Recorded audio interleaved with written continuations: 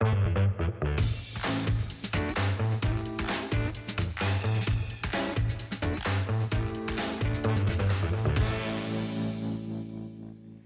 돌아온 비하인드 뉴스 시간입니다. 정치부 이성대 기자와 함께하겠습니다. 자, 이 기자 바로 볼까요?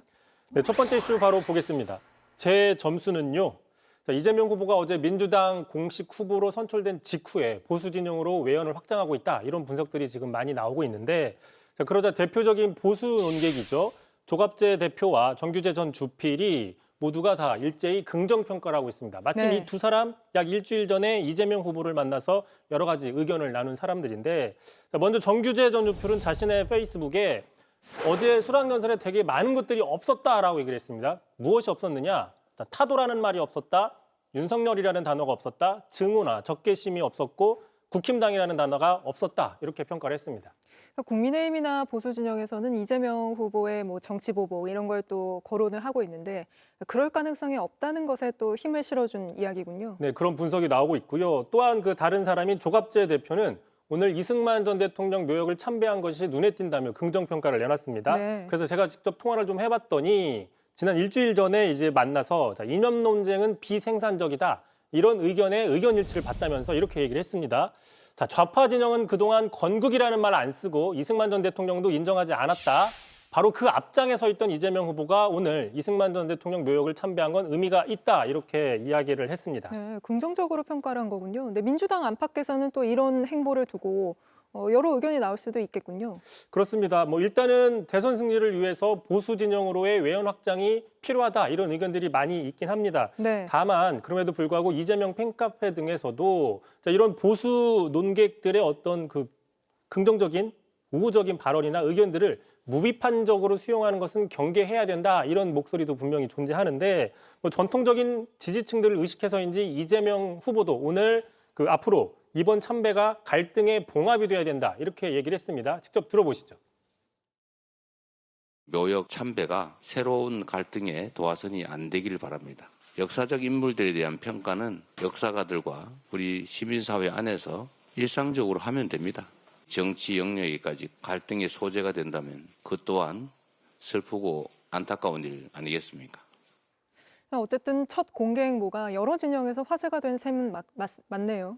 그렇습니다. 참고로 제가 그 조갑재 대표 통화를 하면서 지난주 만났을 때 비하인드가 없었냐 물어봤더니 앞으로 그 한자 교육이 필요하다. 그래서 한자 교육을 좀 강화해야 된다라고 얘기했을 때 한자요? 그렇습니다. 한자 교육. 이재명 후보도 적극적으로 공감을 했다고 합니다. 자, 그래서 이제 조갑재 대표가 그렇다면 앞으로 서명할 때는 이재명이라는 그 이름을 한자로 쓰시라. 이렇게 부탁을 했다고 하는데 참고로 오늘 현충원 방명록인데 보시는 것처럼 한글로 써서 일각에서 이야기한 것처럼 보수 논객의 의견을 무비판적으로 수용하는 건 아니다. 이렇게 볼 수도 있는 겁니다. 네, 알겠습니다. 바로 다음 이슈도 볼까요?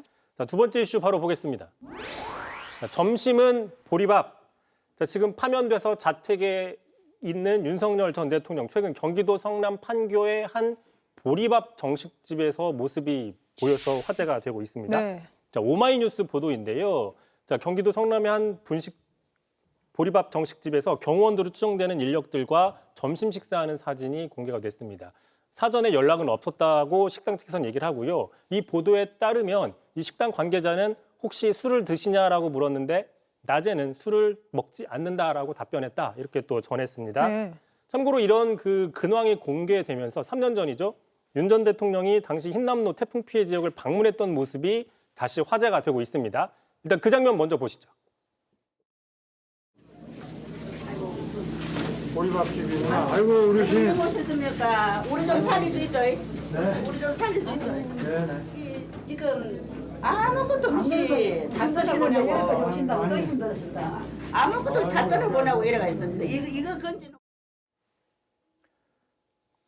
참고로 그 당시에 바로 이날 그 군인들 대민 지원 투입 현황에 대해서 보고한 사람이 바로 임성근 전 해병대 1사단장입니다. 아, 그렇군요.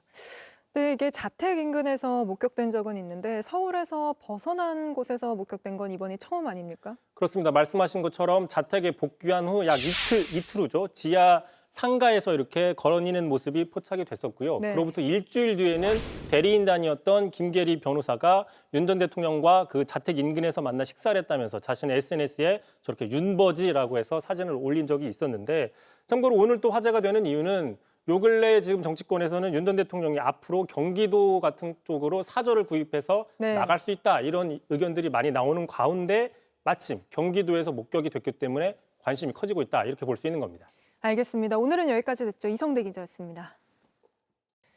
JTBC 뉴스를 시청해 주셔서 고맙습니다. 저희는 저녁 6시 30분 뉴스룸에서 뵙겠습니다.